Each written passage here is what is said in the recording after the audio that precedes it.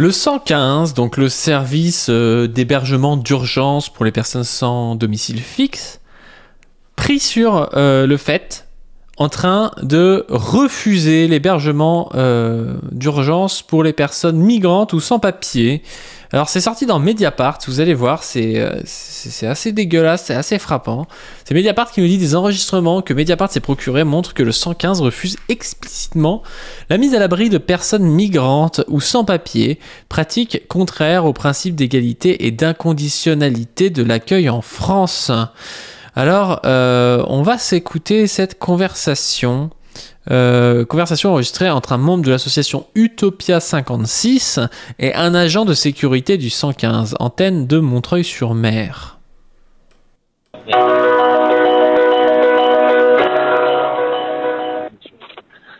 Sécurité, bonjour. Oui, bonsoir. Je vous appelle, je suis devant la gare d'Étaples. Et en fait, je suis avec 3 personnes qui souhaiteraient être mises à l'abri. Ce qu'il y a, c'est que le 115 il est fermé, monsieur, et le centre il est plein. Le 115 est fermé. Oui, il faut rappeler à 8h30. Là, c'est que la sécurité que vous avez, juste pour les... Ah oui, c'est à 4h du matin où il appelle en même temps. Oui, bah le 115, je crois qu'il faut appeler souvent pour avoir une place, vu qu'il y a énormément de monde. Faut appeler le matin, hein, surtout, c'est plus facile si vous appelez le matin. Et à 4h du matin, oui, ça c'est pas forcément anormal. Enfin, je crois pas que ce soit une ligne comme ça 24-24 où vous pouvez trouver une place en 24-24, quoi. Ce qui est triste, hein, c'est dommage, hein, mais surtout en ce moment où c'est en surnombre, vous n'allez pas appeler 4h du matin pour avoir une place, quoi. Les appels en cas d'urgence que nous on prend note. D'accord. Et vous n'auriez pas un autre numéro qu'on puisse appeler Pas du tout. Ben là, après, s'il y a des personnes entre guillemets malades, ben faut appeler les pompiers pour qu'ils vont les déposer soit au CHAM ou quelque chose comme ça. Ouais, mais là, ils sont pas malades, mais...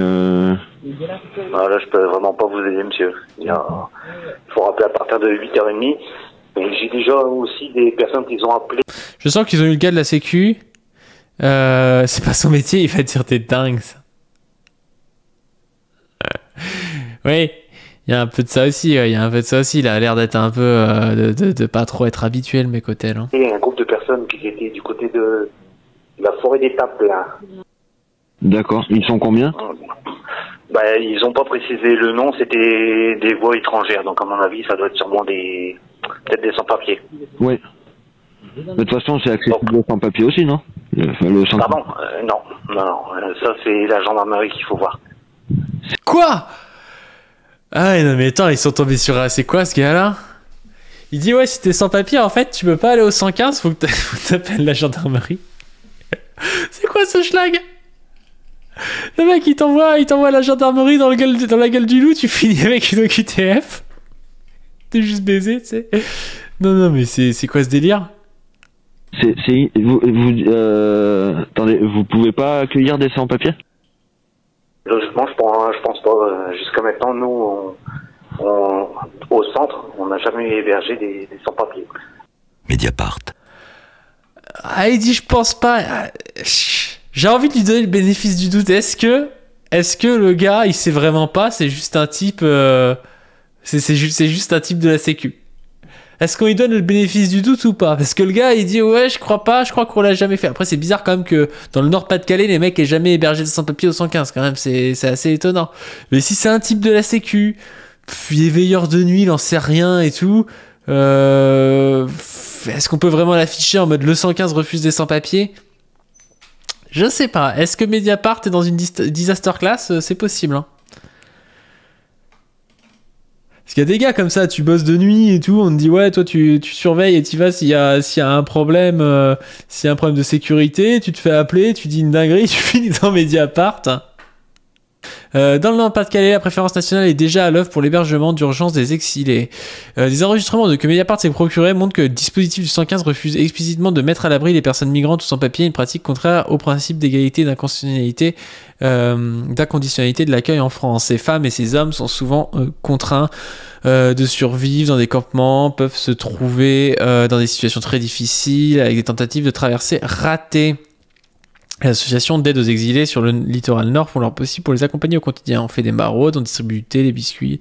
On prévient les autorités ou le secours lorsqu'il y a des difficultés. Coordinateur de l'association Utopia 56 pour le littoral nord, explique Thomas. Ok. À plusieurs reprises, les équipes d'Utopia 56 se sont entendues dire par le dispositif du 115 qu'ils n'acceptaient pas les exilés. Mediapart a pu le confirmer dans 2 enregistrements que nous sommes procurés. Maxime se souvient d'avoir appelé le 115 le 13 janvier 2024 pour un groupe composé d'une 30aine de personnes ayant besoin d'un hébergement d'urgence pour la nuit, d'une famille avec une fillette de 8 ans. Expliquant avoir été redirigé par le 115 vers la sous-préfecture, le bénévole demande une mise à l'abri d'urgence pour le groupe situé à la gare d'Étaples Le Touquet. Effectivement, on a eu un appel tout à l'heure de la gendarmerie d'Étaples pour nous expliquer qu'il y avait 31 personnes avec des enfants qui étaient à la gare, répond l'interlocutrice, qui travaille dans le foyer international de l'accueil et de la culture de Montreuil-sur-Mer. Association mandatée par l'État pour répondre aux besoins du dispositif d'urgence sociale. Il est alors 21h ou 22h, relate-t-il, quand les gendarmes signalent aux maraudeurs d'Utopia 56, un groupe d'exilés. À notre arrivée, 2 collègues à eux, des gendarmes, étaient en train de discuter avec la fillette qui parlait français. Le groupe aurait voulu retourner à Calais, poursuit le bénévole, mais se trouvait à une distance beaucoup trop importante pour s'y rendre à pied. Le gendarme ont appelé la sous-préfecture et nous aussi, comme ça on nous a orienté vers le 115. C'est comme ça qu'on a été orienté vers le 115. Discours assumé, un discours de façade expliquant qu'il s'en occupe mais que le dispositif est saturé. L'interlocutrice au bout du fil ne fait pas de détour. Malheureusement on ne peut pas intervenir auprès des personnes migrantes et quand bien même on aurait pu déposer des couvertures, on est bloqué, il n'y a pas de maraude ce soir, il n'y a pas de possibilité d'ouvrir une salle, répond le bénévole d'Utopia 56. Notre association ne prend pas en charge des personnes migrantes, affirme l'interlocutrice. Vous savez pourquoi? C'est une décision associative. Voilà. Ok. On va voir si cette interview est plus claire. Bonjour.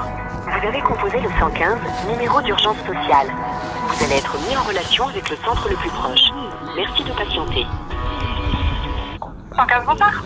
Oui, bonsoir, c'est l'association Utopia 56. Alors, je me permets de vous appeler parce qu'on a été redirigé par vous, par la sous-préfecture. Et on est actuellement à la gare de Étaples Le Touquet avec 31 personnes qui souhaitent une mise à l'abri d'urgence. Ok, donc là ils tombent sur une meuf, donc c'est un peu différent. Et là ils sont à 21h. Donc peut-être que la meuf déjà avait plus de l'assaut. Parce qu'à 4h du matin, moi j'ai l'impression que le gars qu'ils ont eu, il était pas vraiment au courant de l'assaut. Donc là déjà peut-être qu'on a plus de chances d'avoir un truc réel. Oui. Du coup... Pardon ? Non, excusez-moi, c'est parce que je m'occupe d'une personne qui est accueillie. D'accord. Vous me disiez, du coup, vous êtes avec 30 personnes, c'est ça? 31, ouais. 31, ok. Et... Putain, pour connaître un peu, quand je vois déjà ce que c'est la galère pour trouver une place pour un type, alors t'appelles pour 31 personnes, c'est là que tu vois qu'on manque on manque vraiment de places d'hébergement social. Hein. Parce que ça doit être un enfer de trouver 31 places dans un département. Et vous avez été redirigé par la préfecture. D'accord, ok. Alors oui, effectivement, on a eu un appel tout à l'heure de la gendarmerie d'Étaples, effectivement, pour nous expliquer en fait qu'il y avait 31 personnes avec des enfants qui étaient à la gare. Malheureusement, on ne peut pas intervenir auprès des personnes migrantes. Et quand bien... Alors ça, c'est pas clair. Là, c'est pas clair du tout. Là, je suis d'accord avec Mediapart. Je sais pas pourquoi ils ont pas plus mis cet extrait-là en avant, parce que l'autre extrait, bon, ils ont un vieux GG qui est là. Oui, bon, je suis pas trop au courant de votre truc. Sans papier, je crois pas comprendre, mais peut-être. Non, là, c'est chelou quand même. Quand bien même, on peut pas intervenir sur des personnes migrantes. Qui étaient à la gare. Malheureusement, on peut pas intervenir auprès des personnes migrantes. Et quand bien même on aurait pu déposer des couvertures, là, on est bloqué. Il n'y a pas de maraude ce soir. D'accord, et il n'y a pas possibilité d'ouvrir une salle ou quelque chose comme ça? Non, malheureusement, nous, notre asso ne prend pas en charge les personnes migrantes. Ah non, là ça pue la merde. Là ça pue la merde parce que la meuf elle dit pas ah non, on n'a pas de place. Elle dit ouais, est-ce que vous pouvez ouvrir une salle? Ouais, non, mais de toute façon on prend pas les migrants. Ouais, là ça pue, ouais. D'accord, et vous savez pourquoi? C'est une décision associative. D'accord. Mais... Voilà. D'accord. Mediapart. Le jeune homme ne cache pas avoir été choqué. Le 115 est censé accueillir tout le monde, peu importe l'origine. Donc j'ai été très étonné que de telles directives existent. Les mises à l'abri dans ce secteur-là ont toujours été difficiles à obtenir pour les personnes exilées, poursuit-il, mais c'est bien la première fois qu'on entend un discours aussi direct. C'est clairement assumé. Sollicité par Mediapart, le 115 territoire Montreuil répond qu'il s'agit de directives émanant de la Ah, d'ailleurs, ils répondent que c'est vrai, du coup. Émanant de la préfecture du Nord-Pas-de-Calais. Celle-ci voudrait, selon Philippe Caron, directeur du FIAC, que les personnes soient orientées vers Calais, où se trouveraient d'autres modalités d'hébergement pour les exilés. On répond à l'ensemble des demandes classiques de droit commun. À partir du moment où le territoire est saturé pour l'hébergement d'urgence, les personnes migrantes ont la possibilité de rejoindre Calais pour une mise à l'abri. La distance entre la gare d'Étaples et la ville de Calais, 60 km, admet-il. Le plus souvent, poursuit Philippe Caron, le dispositif 115 est saturé dès l'après-midi. L'interlocutrice aurait fait, selon lui, une erreur d'interprétation. C'est une façon rapide de répondre à la question. Je pense qu'elle voulait dire qu'il n'y avait pas de dispositif particulier pour l'hébergement d'urgence des migrants sur le territoire. Le responsable évoque des financements limités et l'impossibilité d'héberger tout le monde dans de bonnes conditions, et ce sur tout le territoire. Le système n'est satisfaisant pour personne. C'est très intéressant là, parce que en réalité, on va pas jeter la pierre aux gens du 115, que je pense sont des gens qui bossent pas pour faire du mal aux gens.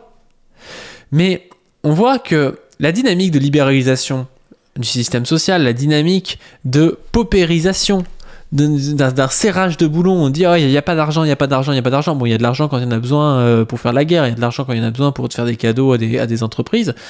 Mais quand on dit il n'y a pas d'argent, au final, on finit par être dans un malthusianisme et devoir choisir entre les êtres humains. Et les premiers qu'on sacrifie, c'est les sans-papiers, c'est les migrants, parce qu'ils sont considérés comme n'étant pas vraiment humains des fois par certains. Alors les migrants ukrainiens, comme ils sont blancs, ça va, mais les migrants d'autres couleurs, parfois c'est un peu moins considéré. Du coup, c'est intéressant parce que là, on voit que on sait pas trop s'il y a une directive clairement contre les migrants, mais de fait, c'est ce qui se passe. Et c'est presque ça le plus important. C'est-à-dire que quand bien même il n'y a pas de directive, au final, tout se passe comme s'il y avait une directive anti-migrants. Pourquoi ? Parce qu'il n'y a pas de place. Parce que la meuf, elle est dans la merde, elle se dit non mais de toute façon moi j'ai 20 places et il y a 150 personnes qui me demandent un hébergement, donc de toute façon, eux là c'est des migrants, ils en auront pas. Vous voyez le truc ? Je trouve ça très parlant comme exemple.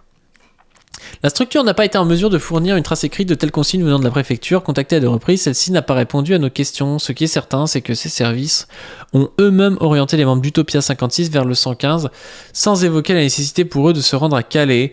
De même, les gendarmes habituellement, au fait des protocoles établis par les autorités, ont contacté la préfecture plus 115 pour ce groupe d'exilés. Dans un second enregistrement que Mediapart s'est procuré, cette fois Thomas, coordinateur pour le littoral nord, demande un hébergement pourrait être proposé à 3 personnes qui souhaiteraient une mise à l'abri. La scène se déroule 1 an plus tôt, le 24 février 2023.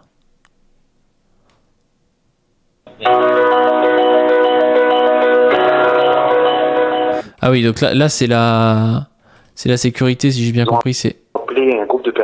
Ouais, ça c'est ce qu'on a entendu tout à l'heure. La loi immigration voulait l'officialiser ces derniers mois dans le contexte de l'examen de la loi asile et sur l'immigration, votée le 19 décembre 2023, promulguée le 26 janvier dernier. La question de l'inconditionnalité de l'hébergement d'urgence a été centrale. Le texte prévoyait en effet d'exclure des structures d'hébergement d'urgence, des personnes exilées, déboutés du droit d'asile ou frappés d'une obligation de quitter le territoire français, venant ainsi consacrer le principe de préférence nationale si cher au Rassemblement national. Nombreux acteurs, associations, chercheurs et élus locaux parlementaires avaient crié leur indignation en soulignant le caractère gravissime d'une telle mesure. Cette loi traduit directement l'idéologie de l'extrême droite, à l'instar de la préférence nationale, précarisant encore davantage les personnes étrangères. Vu l'actualité tragique des personnes à la rue, nous dénonçons avec force la fin de l'inconditionnalité d'accès à l'hébergement d'urgence. Il n'y a pas de distinction à faire selon le statut administratif ou la nationalité, selon Manuel Domergue, directeur des études à la Fondation Abbé Pierre. Ok. Que des pratiques discriminatoires se développent sur le littoral ne l'étonne pas du tout. Entre les distributions alimentaires empêchées, les évacuations des lieux de vie, mises en place toutes les 48 heures sans aucune procédure, ou encore la destruction des effets personnels des exilés, il n'est pas surprenant qu'une forme de zone de non-droit se crée. Il est accepté que les exilés soient gérés de manière à part, conclut-il. Certains critères peuvent exister, poursuit Manuel Demers, c'est uniquement sur la vulnérabilité, l'âge des enfants, une femme enceinte, le stade de la grossesse, le risque de décès dans la rue. Le responsable de la fondation regrette de voir une volonté manifeste du ministère de l'Intérieur de revenir sur cette inconditionnalité de l'accueil. La loi immigration prévoyait ces atteintes a été votée. Cela montre donc bien l'intention. C'est intéressant, il y a quelqu'un qui nous met dans le chat un article du Monde de 2013 qui s'appelle 115. Quand on appelle le 115, vaut mieux être français. Toute personne sans abri est censée pouvoir avoir une prise en charge d'urgence. Selon le baromètre de la FNAR, 64% des demandes au SAMU social 115 n'ont pas donné lieu à un hébergement en 2012. Donc là, c'était en 2012. Hein. Vous imaginez, c'était pas maintenant. Hein. Ça devait être déjà mieux que maintenant. Et il y avait déjà 64% des demandes qui n'ont pas donné lieu à un hébergement. C'est pour ça que je vous dis, c'est très dur d'avoir une place au 115. Si elle est de nationalité française, elle a 47% d'avoir une chance. Si elle est ressortissante de l'Union Européenne, elle a 30%. Et si elle est originaire d'un pays hors UE, elles n'ont que 22% de chance d'avoir d'avoir une place. Donc, c'est dire la merde qu'il y a actuellement pour les SDF et encore pire pour les SDF migrants, pour les SDF sans papier. Et c'est là où on voit que les droitards qui s'en battent les couilles des SDF, hein, très clairement, ils s'en foutent. Ils sont pour libéraliser l'économie. Ils sont pour enlever le salaire minimum ou le rabaisser. Ils sont contre les retraites. Ils sont contre tout le système social par cotisation. Et donc d'avoir une espèce d'assurance globale comme on a aujourd'hui, même si elle est cassée depuis des années par les politiques libérales, hein, qu'elles soient de droite, qu'elles soient de centre-gauche. Eh bien, ces gens-là ont un discours, eux, qui opposent les SDF quand ils sont français et quand ils sont pas français. Et on voit que c'est une douille parce qu'en fait, il manque des places pour tout le monde. Il manque des places pour tout le monde et c'est pas en disant « Ah oui, mais attendez, y a quelques migrants qui vont voler des places à des SDF français qu'on va avancer, en fait. Il manque des places pour tout le monde, il faut qu'on ait plus de places. » Et on l'a montré dans la dernière vidéo avec Stéphane Le Fou Allier sur la chaîne principale, sur la chaîne Pas du Ring, qu'en plus de ça, selon l'OCDE, dans les pays où on arrive à proposer une vie, en fait, une vie bien, avec un travail, avec un revenu, à des gens qui immigrent, ben ça leur permet eux-mêmes de contribuer à la vie du pays. Donc c'est gagnant-gagnant, c'est-à-dire que ces gens ont des meilleures vies, et en plus de ça, ça rapporte de l'argent au pays. Donc on a tout intérêt à trouver des places aux gens qui viennent, à bien les intégrer, à leur trouver un emploi, à les aider. Et en plus de ça, nous, on aura un retour sur investissement. Donc même si on était juste des gros égoïstes, débiles, pas humanistes, on aurait intérêt à le faire. Et comme on est en plus de ça humaniste, on a doublement intérêt à le faire. Sur ce, je vous invite à vous abonner à cette chaîne, à vous abonner aussi à la chaîne Pas du Ring et à aller voir la vidéo avec Stéphane qu'on a faite qui s'appelle... Je rééduque ces deux cancres sur l'immigration. Je vous invite aussi à... donc la chaîne c'est Pas du Ring, hein, et je vous invite aussi à donner sur le Tipeee. Tout est dans la description. Ça va permettre de faire vivre l'asso qui permet à ces vidéos d'exister, à ces vidéos de s'améliorer, d'avoir des meilleures caméras, d'avoir des meilleures prises de son, d'avoir du montage et d'avoir des miniatures. Sur ce, je vous dis à plus.